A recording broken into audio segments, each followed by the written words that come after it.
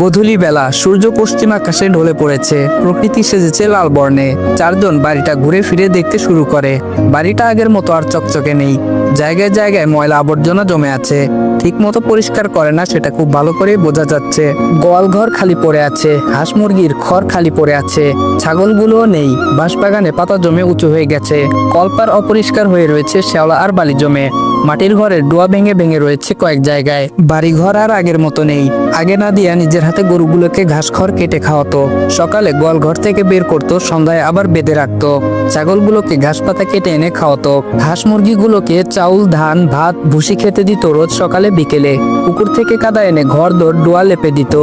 মোটা বালি আর ধানের খড় দিয়ে কলপার ঘষে ঘষে পরিষ্কার করত। এইসব কাজে বাড়ির কেউ ওকে সাহায্য করতো না একটুও। নাজমুল হক শুধু গরুগুলোকে পুকুর থেকে গোসল করিয়ে আনতেন। নাদিয়া না থাকায় বাড়িঘরের কি হাল হয়েছে। এর মধ্যে আবার উদিতা খাওয়ার জন্য কান্না শুরু করে। খেয়েছিল সে অনেকক্ষণ আগে। প্রহর কান্না থামানোর চেষ্টা করলে থামে না। মায়ের কোলে যাওয়ার জন্য হাত এগিয়ে দিয়ে ঠোঁট উল্টে কাঁদে। কি সুন্দর, কিউট আর মায়াবী লাগে তখন দেখতে। নাজমুল হক ওয়াশরুমে যাওয়ার জন্য এদিকে এসেছিলেন। উদিতার কান্না শুনে সেদিকে লক্ষ্য করতেই দেখেন উদিতা নাদিয়ার দিকে হাত বাড়িয়ে দিয়ে কাঁদছে। বাচ্চাটাকে দেখতে হুবহু নাদিয়ার ছোটবেলার মতোই লাগছে, তবে কিছুটা পার্থক্য আছে। এখানে নাদিয়ার মেয়ে রাজকন্যা, বাবা মা আর পরিবারের সকলের প্রিয় আর আদরের। কিন্তু তার মেয়েটা ছোটবেলা থেকে অযত্নে অবহেলায় বেড়ে উঠেছিল। গায়ের রং উদিতার মতো ফর্সা থাকলেও চকচকে ছিল না। গায়ের রং ছিল মলিন ফ্যাকাশে, শরীর ছিল জীর্ণশীর্ণ, চেহারায় থাকতো মলিনতা। নিজের বড় মেয়েকে ঠিক কতটা অবহেলা করেছেন তা তিনি এখন হারে হারে টের পান। তার বড় মেয়েটাকে ছোটবেলায় যত্ন করলে বোধহয় উদিতার মতোই দেখা যেত। মা মেয়ের ছোটবেলার চেহারা হুবহু মিল। তার বড় মেয়েটা অযত্নে অবহেলায় বেড়ে ওঠা শুভ্ররাঙা অপরাজিতা। নাজমুল হক ওয়াশরুমের দিকে চলে যায়। নাদিয়া মেয়েকে কোলে নিয়ে ঘরের সামনে এসে দাঁড়ায়। উঠোনে তো মেয়েকে খাওয়ানো যাবে না। উঠোনে অনেক মানুষ রয়েছে এখনো। কারে বসলেও আরামে খাওয়াতে পারবে না। এখন কি করা যায়? উদিতার কান্না বাড়ছে আস্তে আস্তে। উদয় আশেপাশে নজর বুলায়। সাথী বেগমকে দেখতেই ডেকে ওঠে, এই যে মিসেস নাজমুল হক, এদিকে আসেন একটু। এমন ডাক শুনে সবাই আবার ওদের দিকে তাকায়। সাথী বেগম এগিয়ে আসেন। উদয় বলে, আপনাদের ঘর খালি আছে? সাথী বেগম গম্ভীর গলায় বলেন, আছে, কিন্তু কেন? উদয় বলে, আমার মেয়ের খিদে পেয়েছে, ও খাবে। কোন ঘর খালি আছে? সাথী বেগম হাতে ইশারা করে দেখিয়ে দেন। উদয় বলে, ভেতরে পরিষ্কার আছে তো, নাকি ময়লা আবর্জনার স্তূপ জমে আছে? অপমান বোধ করেন সাথী বেগম, তবুও বলেন পরিষ্কার আছে। উদয় কথা না বাড়িয়ে নাদিয়ার হাত ধরে ঘরের ভেতরের দিকে এগিয়ে যায়। আবার পেছনের দিকে তাকিয়ে বলে, সাথে সাথে আসতে পারেন, সমস্যা নেই। আবার বলবেন না আপনাদের কিছু চুরি করে নিয়ে চলে গেছি। চুরি করার অভ্যাস কিন্তু আমাদের নেই। সাথী বেগম বললেন না কিছু। তিনি স্পষ্ট বুঝতে পারছেন উদয় ইচ্ছে করে এমন করছে ওনাদের সাথে। কথায় কথায় অপমান করছে সেই তখন থেকে। ঘরের ভেতরে চলে আসে তিনজন। চারদিকে নজর বুলায় নাদিয়া। ঘরের ভেতরটা আগের মতো নেই।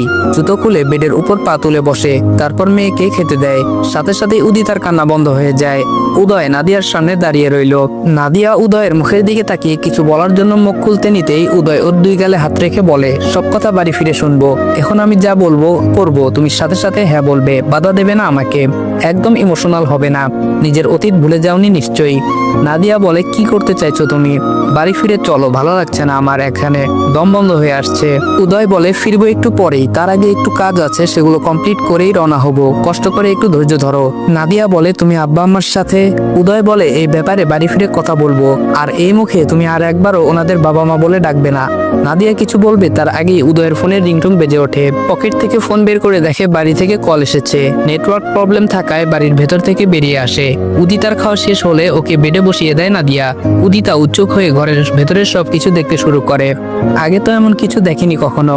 ঘরের ভেতরে সাদা লাইটের আলোয় সবকিছু স্পষ্ট দেখা যাচ্ছে। ঘরের এক কোণে বাঁশের মাচা, কাঠের পুরোনো আলমারি, কাঠের ছোট টেবিল সহ আরো অনেক কিছুই আছে। উদিতা নাদিয়ার কাঁধ ধরে মাচার দিকে হাত বাড়িয়ে বলে, আম্মা, ওটা কি? মেয়ের হাত অনুসরণ করে মাচার দিকে তাকায় নাদিয়া। হেসে বলে, ওটাকে বলে মাচা। উদিতা বলে, মাচা? নাদিয়া বলে, হুম। উদিতা বলে, কি কলে? নাদিয়া মেয়েকে জাপটে ধরে চুমু খেয়ে আদর করে বলে, সবকিছুর প্রতি তোমার এত আগ্রহ কেন? উদিতা বলে, বলো। নাদিয়া বলে, ওটার উপর জিনিসপত্র রাখে। উদিতা বলে, ও। মেয়ের বলার ধরন দেখে শব্দ করে হেসে ওঠে নাদিয়া। নাদিয়ার হাসি দেখে উদিতাও হাসে। নাজমুল হক ঘরের সামনে দিয়ে যাচ্ছিলেন। উদিতার আধো আধো গুলিতে বলা কথা শুনে দাঁড়িয়েছিলেন ঘরের সামনে। ভেতরে তাকিয়ে দেখছিলেন মেয়ে আর নাতনিকে। তার মেয়েটাকে আসলে এত সুন্দর আর মায়াবী দেখায় সেটা তো তিনি এত বছরে খেয়ালই করেননি। উদয় কথা শেষ করে ঘরের ভেতরে প্রবেশ করে। উদিতাকে কোলে নিয়ে নাদিয়াকে নিয়ে বেরিয়ে আসে। মাগরিবের আজান হয়েছে একটু আগেই। পাড়া প্রতিবেশী অনেকেই বাড়ি ফিরে গেছে, আবার অনেকেই এখনো দাঁড়িয়ে আছে উৎসুক হয়ে। উদয় নাজমুল হকের দিকে তাকায়। তার মুখ থমথমে গম্ভীর হয়ে আছে। বসে রয়েছেন চেয়ারে। উদয় ডেকেছে তাকে। তো মিস্টার হক, আগামী 24 ঘন্টার মধ্যে বাড়ি খালি করে দেবেন আপনারা। আমি আগামী 7 দিনের মধ্যে এখানে আমার ওয়াইফের জন্য রাজপ্রাসাদ তৈরির কাজ শুরু করব। বিস্ফোরিত নয়নে উদয়ের মুখের দিকে তাকায় সাথী বেগম আর নাজমুল হক। 24 ঘন্টার মধ্যে কিভাবে বাড়ি খালি করবে? কম করে হলেও 3-4 দিন তো সময় লাগবেই। মুহূর্তে নিজেকে স্বাভাবিক করে নেয় নাজমুল হক। মুখ ফুটে বলেন না কিছু। সাথী বেগম মুখ খুলে বলেন, একদিনের মধ্যে কেমনে বাড়ি খালি করমু? 1 মাস সময় দেওয়ান লাগবো। উদয় বলে, 24 ঘন্টার বেশি 1 মিনিটও না। 24 ঘন্টা সময় দিয়েছি, সেটাই তো অনেক। কিভাবে খালি করবেন সেটা আপনাদের বিষয়, আমার না। নাদিয়া কিছু বলার জন্য উদ্যত হতেই উদয় ওর হাত চেপে ধরে। বলতে দেয় না কিছুই। নাদিয়া উদয়ের মুখের দিকে তাকায়। এরকম কথা বলছে কেন উদয়? উদয় নিজেও জানে 24 ঘন্টার মধ্যে 2টা বড় ঘর, একটা গোয়াল ঘর, রান্নাঘর সহ আরো কত কি রয়েছে, সেসব সরানো পসিবল নয়। ঠিক আছে, খালি করে দেব 24 ঘন্টার মধ্যে। গম্ভীর স্বরে কথাগুলো বলেন নাজমুল হক। উদয় ভ্রু কুচকে তাকায়। মেনে নিল। সাথী বেগম খিকি দিয়ে বলেন, পাগল হয়েছো তুমি? 24 ঘন্টার মধ্যে কেমনে সরাবা? থাকমু কনে? থাকার ব্যবস্থা করতে হইব না আগে? নাজমুল হক বিরক্তিকর গলায় বলেন, চিল্লাচিল্লি না করে চুপ করো তো, একটা ব্যবস্থা হয়ে যাবে। সাথী বেগম বলেন, এই অসুস্থ শরীর নিয়ে কি ব্যবস্থা করবা তুমি? আবার তাকায় নাদিয়ার দিকে। তেজি গলায় বলেন, কিরে নাদিয়া, তুই তোর জামাইরে কিছু কস না কে? সাথী বেগমের তেজি গলার স্বর শুনে উদয়ের মেজাজ বিগড়ে যায়। ওর সামনে দাঁড়িয়ে, ওর বইয়ের বাড়িতে দাঁড়িয়ে ওর বইয়ের সাথেই উঁচু গলায় কথা বলছে। উদয় কিছুটা রাগী স্বরেই বলে, ভদ্রভাবে কথা বলুন আপনি। আপনি কোন সাহসে আমার বইয়ের সাথে উঁচু গলায় কথা বলেন? গলা নিচু করে কথা বলবেন পরের বার থেকে। সাথী বেগম বলেন, ও মাগো, কি কথা বাপু? শাশুড়ির সাথে কেমনে কথা কয়? আইসে থেকে দেখতাছি শ্বশুর শাশুড়ির সামনে কেমনে কইরা কথা কইতাছে। বড়লোক দেখে কি আঙ্গ মানুষ মনে হয় না? ভদ্রতা তো তোমরা হিকো নাই।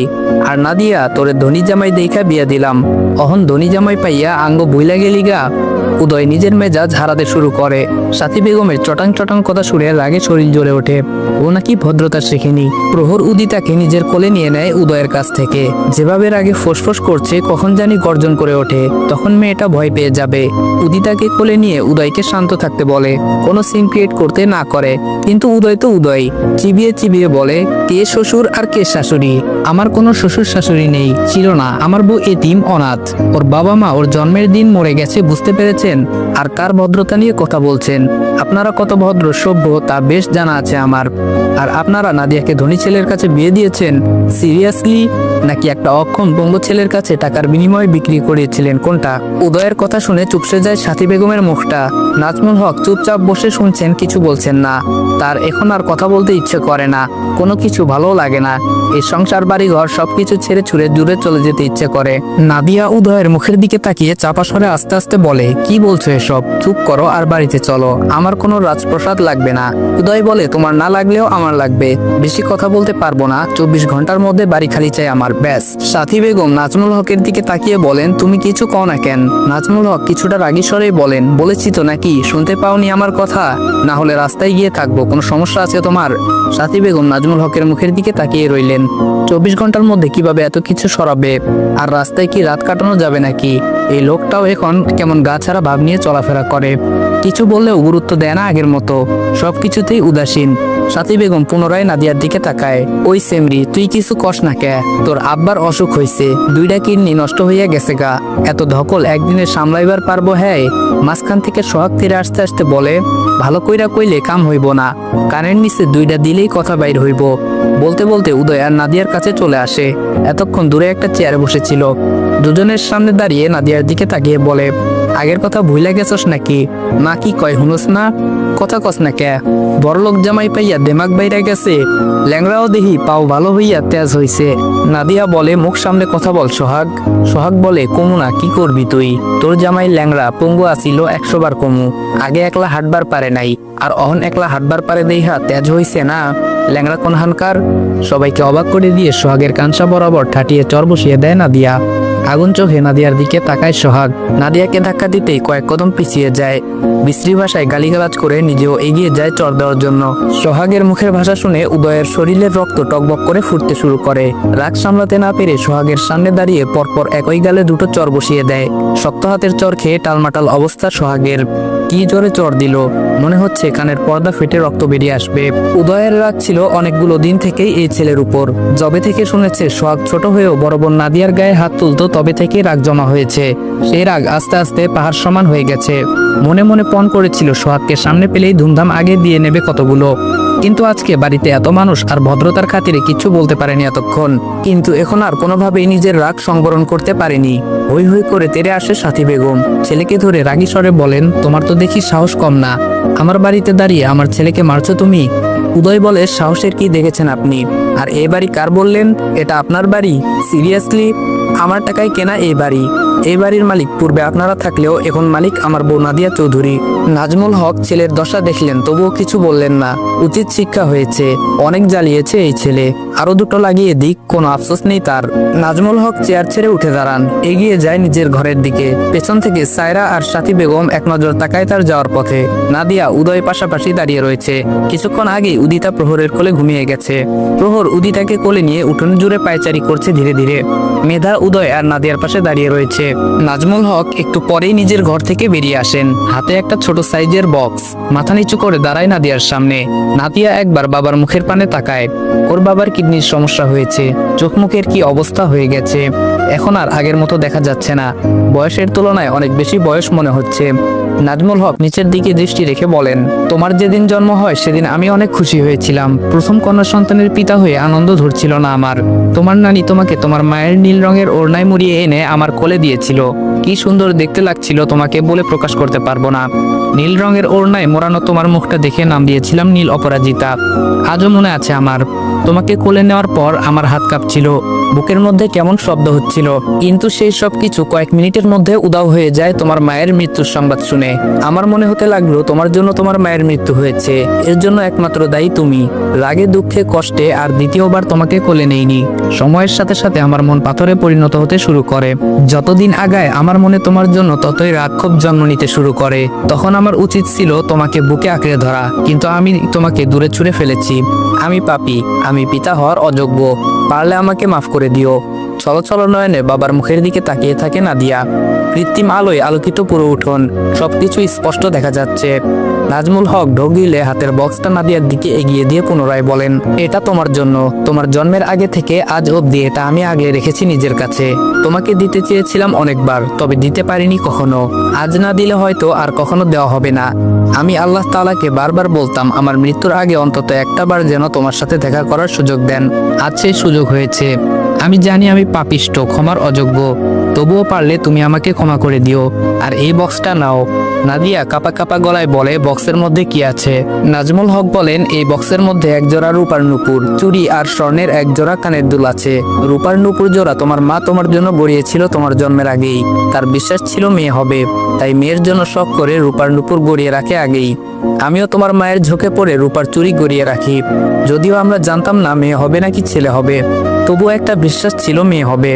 তোমার মা দিনরাত আল্লাহর কাছে একটা মেয়ে চাইতো। আর কানের দুল জোড়া তোমার মায়ের। এই সব কিছু আজকে থেকে তোমার। যদিও এই সব কিছুর দাম খুব নগণ্য, তবুও নাও, ধরো। এতে তোমার মায়ের ভালোবাসা, আদর আর ছোঁয়া আছে, সাথে আমারও কিছু ভালোবাসা। নাদিয়া হাত বাড়িয়ে বক্সটা ধরবে তার আগেই সাথী বেগম ছো মেরে বক্সটা নিয়ে নেয়। একটা 5 ইঞ্চি স্কোয়ার সাইজের সেগুন কাঠের তৈরি বক্স, বেশ পুরনো সেটা বোঝা যাচ্ছে। আজকাল এমন বক্স দেখা যায় না।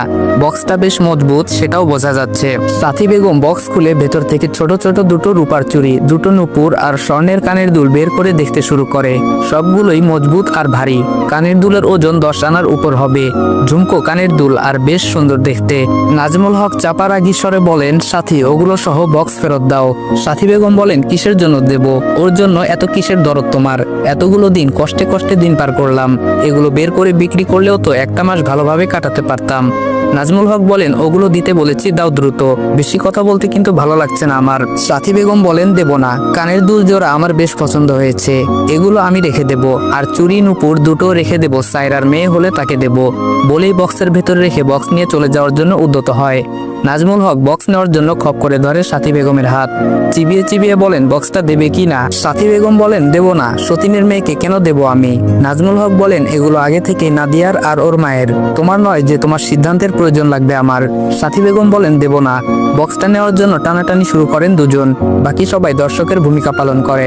নাজমুল হক রেগে সপটে চর বসিয়ে দেন সাথী বেগমের গালে। ধমক দিয়ে বলেন, ছাড়বে নাকি অন্য গালে আর একটা দেবো? তিন মাওছা মিলে জ্বালিয়ে মারলে, এবার তো একটু শান্তি দাও।